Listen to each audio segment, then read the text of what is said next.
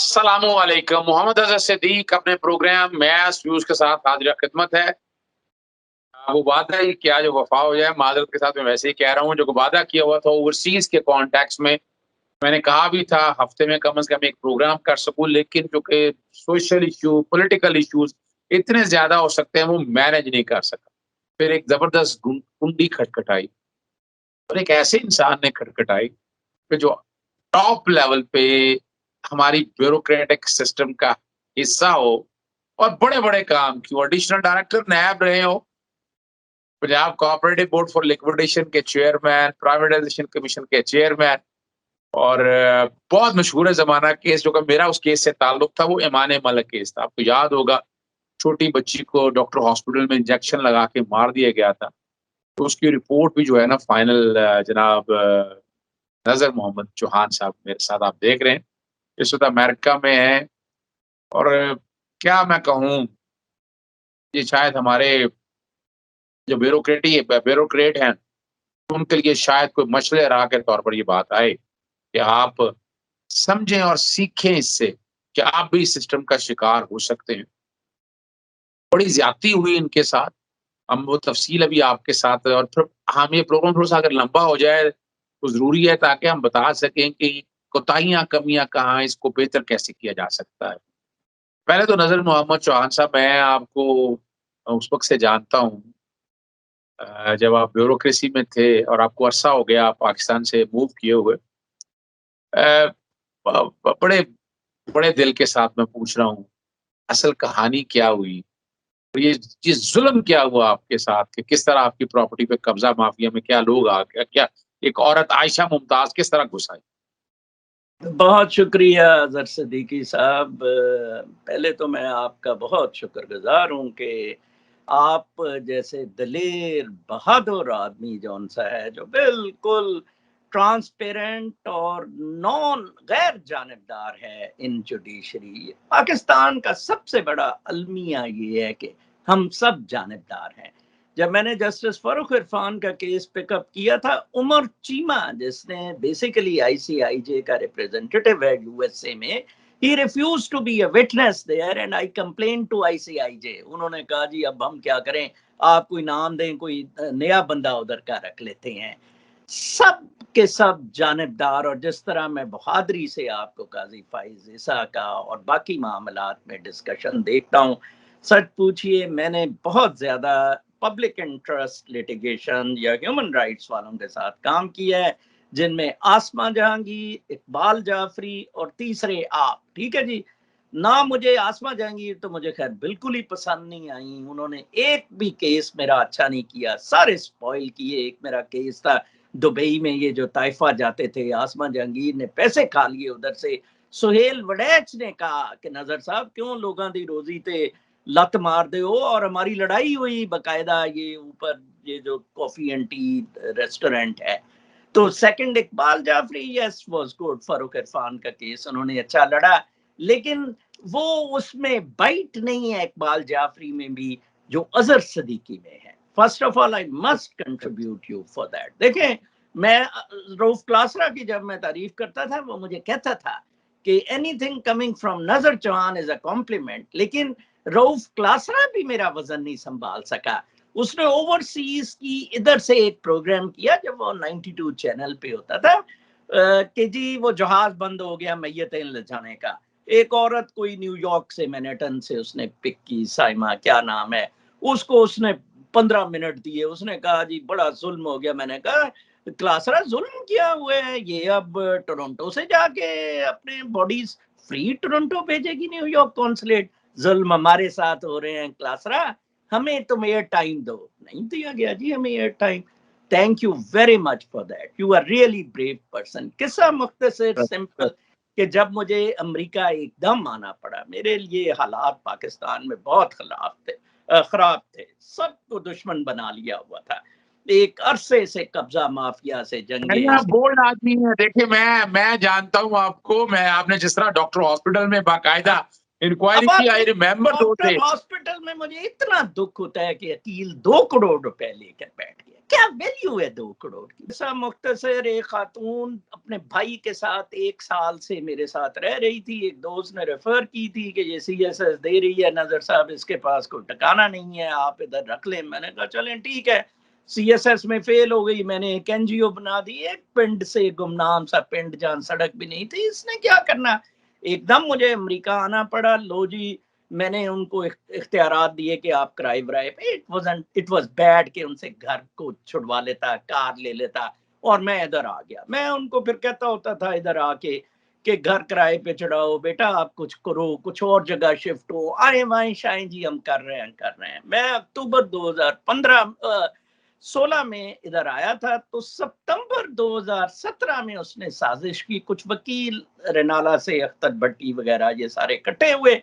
मुझे कुछ लोगों ने बताया ये ऊपर आके रहते भी होते थे। सितंबर में उसको प्लान दिया कि जनाब साहब आप इस तरह करें, नजर साहब के साथ शादी शो करें, खुला के लिए अप्लाई कर दें, और खुला लेके फिर ओरल गिफ्ट पे ये घर का स्टे लेके क्लेम करके तो नजर साहब को आप एक्सप्लॉइट करना शुरू कर दें कि ठीक है जी अब आप पैसे दें। मुझे जब उसने ये सब कुछ कर लिया, देखें सितंबर में वो दावा दायर करती है खुला का लाहौर फैमिली कोर्ट में, वहां नकाहनामे का कहती है कि वो डिफेंडेंट ले गया है, फाइन। वो जज साहब पूछते ही नहीं उससे कि नकाहनामा किधर है, और जज साहब जनाब साहब उसको दे देते हैं वो अपना खुला की डिग्री। लेकिन जज आखिरी पैरे में यहाँ रुकिएगा, आपने बड़ी एक अनोखी बात मेरे लिए की कि तलाकनामा है नहीं, एस्टैब्लिश हो नहीं सका कि अब शादी हुई है, और बस जी ये जुडिशरी से पूछेंगी। ये देखें, अगले जजों ने जब मैंने 12-2 के लिए किया, उन्होंने कहा जी कोई प्रेसिडेंट लाइन। अब पूरी दुनिया का मैंने प्रेसिडेंट छान मारा कि अगर आपको शादी किए बगैर आपने डिसोल्यूशन कोर्ट से ली हो, पूरी दुनिया का कहीं नहीं मिला। क्योंकि जज ने भी आखिरी ऑर्डर के आखिरी पैरे में ये कहा, उसने कहा कंसर्न यूनियन काउंसिल, ये एक तीसरी यूनियन काउंसिल जो गांव की भी नहीं लेके जाती है, उधर 4 पैसे दे के तनसीखें निकाल ले लेती है। कोई तीन देखें, खुला में कोर्ट सिर्फ रास्ता दिखाती है यूनियन काउंसिल का। मर्द के लिए रास्ता ओपन है, खतून के लिए वाया कोर्ट है। Then Union Council जो concerned is bound to issue 3 notices mandatory under the law. 30 days reconsideration करनी है, ये हमारा कानून है मुस्लिम फैमिली, बड़ा क्लियर है। 30 days के वक्फे के बाद, क्योंकि कोर्ट इज ऑल्सो बाउंड, हालिया जो लाहौर हाई कोर्ट की जजमेंट आई है कि 2 चांसेस दे सुलह के, 1 जब जवाब दवा आए, 2 जब वो डिक्री पास करे। कोर्ट ने तो खैर निकाहनामा ही नहीं देखा, उसने क्या चांस देना था। लें जी, वो उधर से सर्टिफिकेट ले लिया, कोर्ट ऑर्डर, उन्होंने साहब बादर ने सर्टिफिकेट इशू करके ओरल वो एग्रीमेंट पे डेक्लेरेटरी सूट जनवरी 1st वीक में फाइल किया। ठीक है जी, जनवरी वीक कौन सा साल है? जनवरी वीक कौन सा साल है? जनवरी 2018। अच्छा, 2018 में ये साल क्या होता है और 2018 में ये काम शुरू होता है? अक्टूबर 2016 में जाता हूं, बल्कि नवंबर में 2016 में, सितंबर में दावा फाइल करके खुला ले लिया जाता है, जनवरी 2018 में ये दावा फाइल होता है, मिड जनवरी में लोकल कमीशन मुकर्रर हो जाता है। मेरी ईमेल कम्युनिकेशंस मैडम के साथ है उस दौरान। वो बिजली का बिल को ठीक कराना था, मैं उल्टा अपने बैचमेट को कहता फिर रहा हूँ यार ये ठीक करो। अंदाजा लगाएं कितना ज्यादा खुफिया रखा गया मेरी ईमेल कम्युनिकेशन, जो ये कह रही है ना कि कोई रास्ता ही नहीं था, दौड़ गए मुझे छोड़ के और ये वो। खैर लो जी, वो लोकल कमीशन जिसमें कि आपने देखा होगा किराएदार को और अपने भाई को विटनेस बना के फेक एविडेंसेस, और लो जी जज साहब बादर साहब 31 जनवरी 2018 को एक ad interim injunction ex parte pass करते हैं till the next date of hearing. वो नेक्स्ट डेट ऑफ हियरिंग अब 6 सितंबर 2021। ये है आपका जो ये मैं तो बड़ा हैरानकुन बात है, आप ओवरसीज पाकिस्तानी भी हैं, आपने ओवरसीज कमीशन या ये कोई दरवाजा नहीं खटखटाया?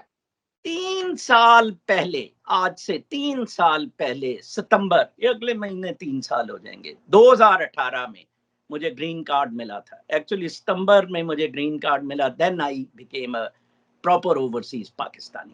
मैंने अप्लाई किया, 3 साल से ओवरसीज पंजाब कमीशन आए वाए शाए, सवाए जहांगीर बारा जो डिस्ट्रिक्ट चेयरमैन, उसने सबसे पहले कॉग्निजेंस लेके बुलाया, उसने कहा इधर आए, बीबी बताएं, ये दौड़ गई, ये बिल्कुल दौड़ गई और इन्होंने माना ही नहीं। फिर उसने रिकमेंडेशन जो कि मैंडेटरी बाइंडिंग है एंटी करप्शन पे दी against the chairman union council, secretary union council and his brother जो गवर्नमेंट ऑफिशियल्स हैं। कोई एक्शन नहीं, रिमाइंडर दिया, कोई एक्शन नहीं। कमिश्नर बहुत अच्छे हैं खादिम शाह साहब, वो पीसीएस अफसर है, उन्होंने कहा एक और आईडी से दरखास्त दे दे। कोई महीना हो गया, मेरी वाइफ की आईडी से दरखास्त हो गई, दोनों दरखास्तें क्लब हो गई और अब हम हवा में। पोर्टल पे मेरी 2 डजन एप्लीकेशंस हैं, over 2 dozen. Secretary local government को लिखा, जनाब ये यूनियन काउंसिल चेयरमैन और सेक्रेटरी को पटा डालें, ठीक है ना जी, कुछ नहीं, nothing on the portal also, written also. Similarly secretary livestock को लिखा, आपका एम्प्लॉय इतना वाहियात है, लेटेस्ट जवाब भी उसका ये आया है, ये आपका और आयशा का मसला है, वो उसका सिर्फ भाई था, उसका कोई लेना देना नहीं है, वो प्राइमरी विटनेस है निकाह का बना हुआ, प्राइमरी विटनेस है वो ओरल एग्रीमेंट का, जाली उसने रिसर्च। कमाल की बात है, निकालना मतलब तहरीरी तौर पर है ही कोई नहीं, कुछ भी नहीं जी, कुछ भी नहीं, हवा में सब कुछ केस देख रहा हूँ, कोई निकालनामा नहीं, ओरल एग्रीमेंट में नहीं। ये वाहिद मुल्क है जहां 4 साल से मामला हवा में चल रहे हैं। आईजी हर आईजी को, ये सलीमी को, ये मौजूदा आईजी को, हर आईजी को दरखास्त। मैं बैठे कुछ कागज देख रहा था, आपने जो मुझे शेयर किए, मैंने जिमनी पढ़ी, एक मैंने एसएसपी की रिपोर्ट पढ़ी, उसमें तो बकायदा पर्चे के ऑर्डर हो गए हुए हैं।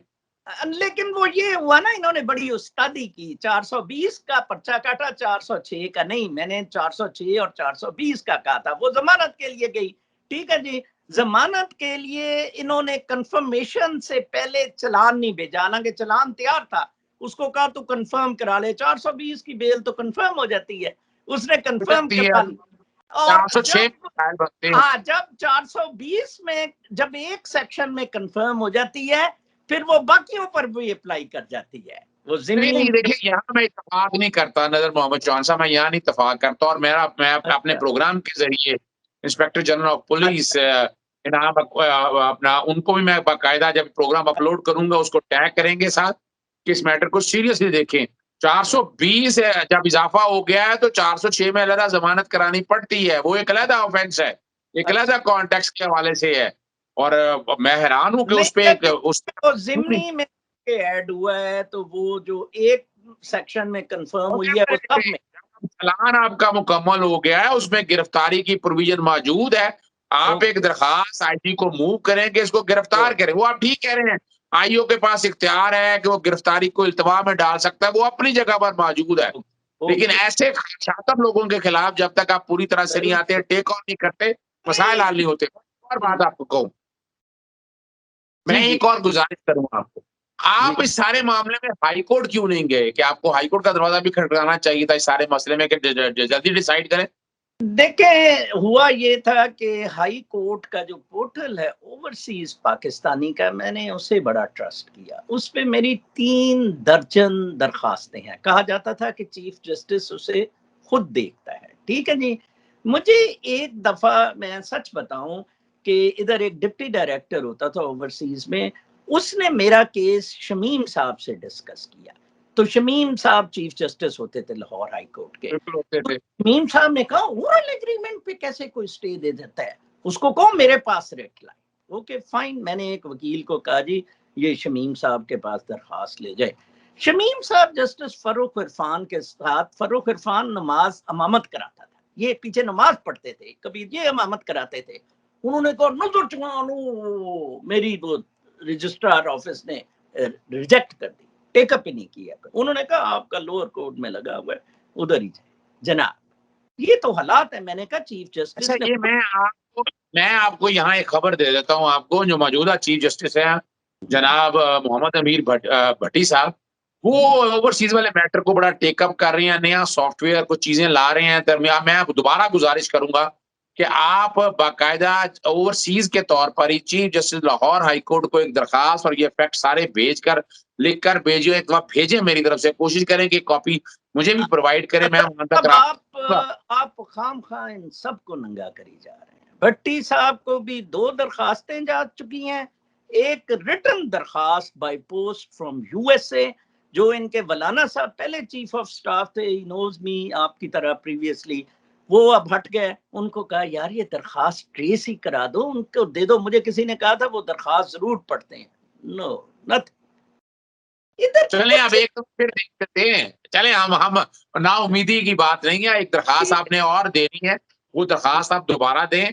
आपका केस एक टेस्ट केस के तौर पर आपका, देखिए मकसद यही है कि प्रोग्राम सारा करने का पहली तो बात है कि पुलिस को इस सारे मामले को चालान कंप्लीट करके day to day trial complete करें। आप जो आप दरखास्त दें ना, उनमें यही कहें, एक आईजी को भी दरखास्त दे दें, प्राइम मिनिस्टर पोर्टल पे चाहे डार्लिंग होने ब्राय रास्त पोस्ट कर दे, वो मुझे भी दे दे, मैं भी अपने तौर पर देखकर मैं पब्लिक इंटरेस्ट में इस मैटर को टेकअप करूंगा कि आईजी को कहूंगा डे टू डे ट्रायल इसका कंप्लीट कराएं आप सारी बैठ के। फिर जहां तक आपका जो केस चल रहा है, ये सिविल केस चल रहा है, वहां पर भी बाकायदा कहलवाया जाएगा। ओवरसीज सेल को, ओवरसीज सेल इस वक्त काम कर रहा है और वहां इस वक्त जो उनको हेड कर रहे हैं इमरान सफदर हैं, एडिशनल डायरेक्टर हैं, एडिशनल रजिस्ट्रार हैं, उनसे भी गुजारिश की जाएगी। देखिए बड़ी ज्यादती हुई आपके साथ, मैं आपके साथ जज्बाती तौर पर बातें नहीं करना चाहता, मैं सोल्यूशन ओरिएंटेड की तरफ लेके जाना चाहता हूँ कि चीजें सेटल की जाए और आपका एक प्राइम एग्जाम्पल बने ये केस इसका। और मैं चाहूंगा कि आप बाकायदा जैसे मैंने 2-3 काम आपको कहे हैं ये जरूर करें, कॉपी जरूर शेयर करें हमारे साथ।